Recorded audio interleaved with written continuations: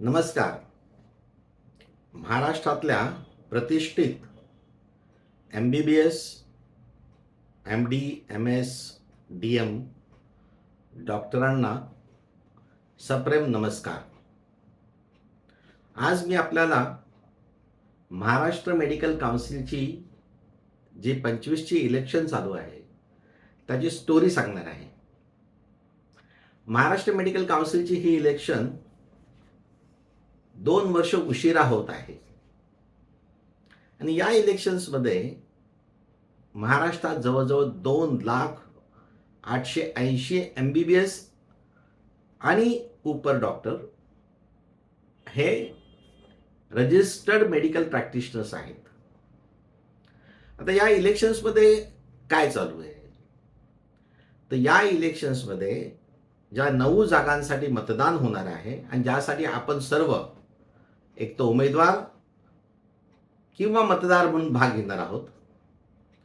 तर या इलेक्शन्समध्ये वर्तमानपत्रांमध्ये आपण वाचलंच असेल, एक सावळा गोंधळ निर्माण केलेला आहे. काय झालं या इलेक्शनमध्ये? तर या इलेक्शनच्या नोटिफिकेशन पासून याची सुरुवात झाली. गॅझेट नोटिफिकेशनमध्ये ज्या स्टेजेस ऑफ इलेक्शन्स असतात, त्या स्टेजेस ऑफ इलेक्शन्समध्ये नॉमिनेशन फॉर्म्स कधी मिळणार, कधीपर्यंत सबमिट करायचे, स्क्रुटिनी कधी होणार, विड्रॉल कधी आहे आणि त्यानंतर मतदान कधी होणार आणि काउंटिंग कधी होणार, अशा स्टेजेस असतात. तर यामध्ये काउंटिंगची स्टेज ही गाळण्यात आलेली आहे. Counting and declaration of result जे महाराष्ट्र मेडिकल काउन्सिल रूल्स 1967 प्रमाणे बंधनकारक आहे. बरं, अजून काय केलं या इलेक्शनमध्ये?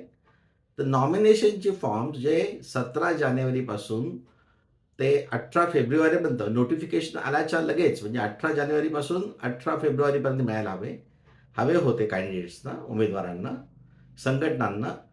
तर ते 19 दिवस फॉर्म्स देण्यात आले नाही. ते प्रिंटेडच नव्हते. बरं, इलेक्टोरल रोल प्रिंटेड केला आहे का? तो इलेक्टोरल रोल प्रिंटेड आजही महाराष्ट्र मेडिकल काउन्सिलच्या ऑफिसमध्ये उपलब्ध नाही.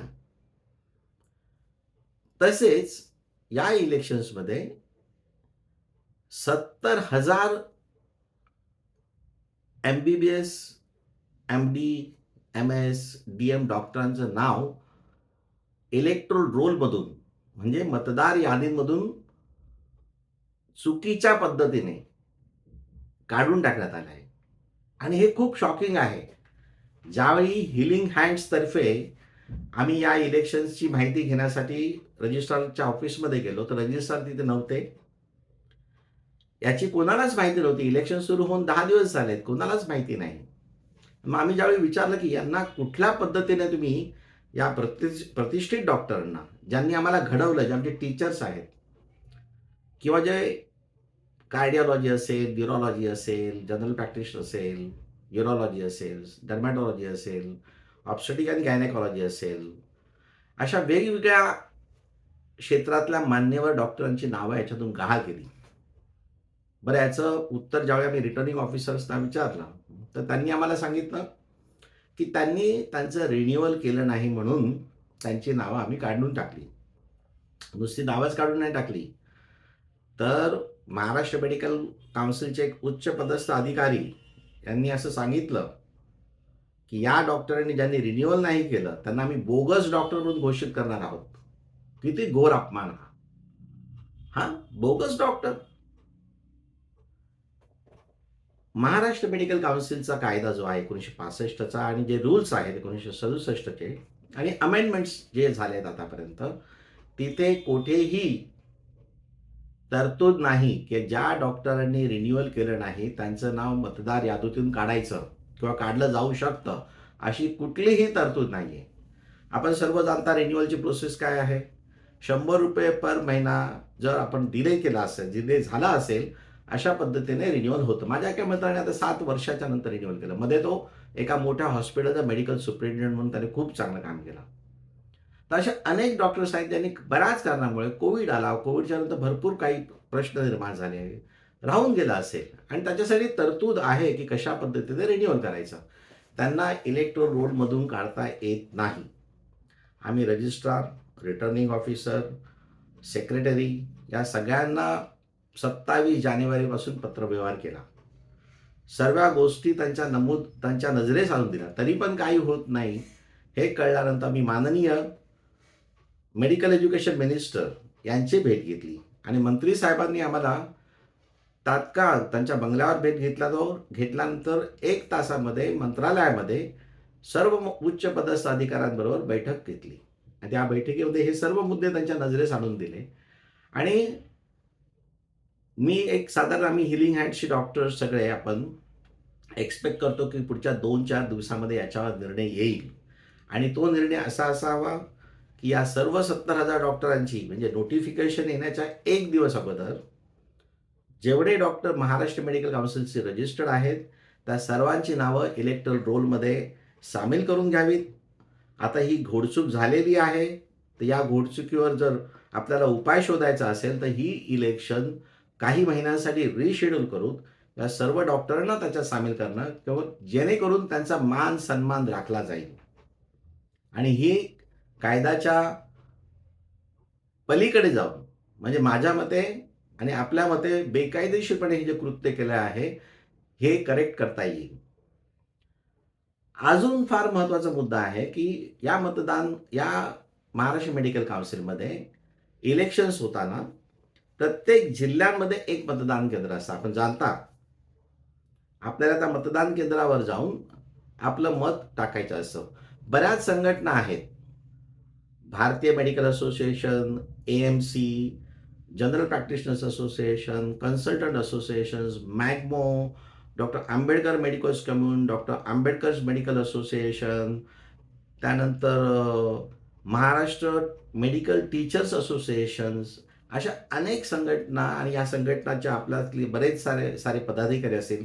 मला आपल्या सगळ्यांना नम्र निवेदन करायचं आहे की हीलिंग हँड्स युनिटी पॅनल म्हणून आम्ही ज्या पॅनलने हे चालू केलं, तर हीलिंग हँडचा अर्थ असा आहे की जो कोण दुसऱ्याला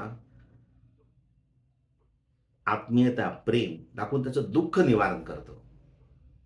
आणि या हीलिंग हँड्सने एक प्रोवर्ब आहे, तुम्हाला आफ्रिकन प्रोवर्ब आहे. ती असे म्हणते की if you want to go fast, go alone, and if you want to go far, go together. तर मी आपल्या सर्व डॉक्टरांना, महाराष्ट्रातील तमाम MBBS डॉक्टरांना, ज्यांची संख्या 2,880,000च्या वरती आहे, नम्र निवेदन करतो की आपण कृपया या महाराष्ट्र मेडिकल काउन्सिलमध्ये काय चाललंय याची माहिती घ्या आणि महाराष्ट्र मेडिकल काउन्सिलमध्ये हे गैरप्रकार आणि निवडणुकीमध्ये खास करून हे जे चाललेलं आहे हे थांबवण्यासाठी हीलिंग हँड्सला सामील व्हा. हीलिंग हँड्समध्ये येणारा प्रत्येक डॉक्टर, येणारा प्रत्येक सदस्य हा त्याचा कन्व्हेनर असतो. इथे कोणीही कन्व्हेनरच्या वरती नाही किंवा कन्व्हेनरच्या खाली नाही. सर्व कन्व्हेनर सगळ्यांना इक्वल पॉवर्स, इक्वल राईट्स आहेत आणि आपलं एक मत आहे की डॉक्टरांना जे काही समस्या असतात त्या समस्या सोडवण्यासाठी आपण एकत्र येऊया.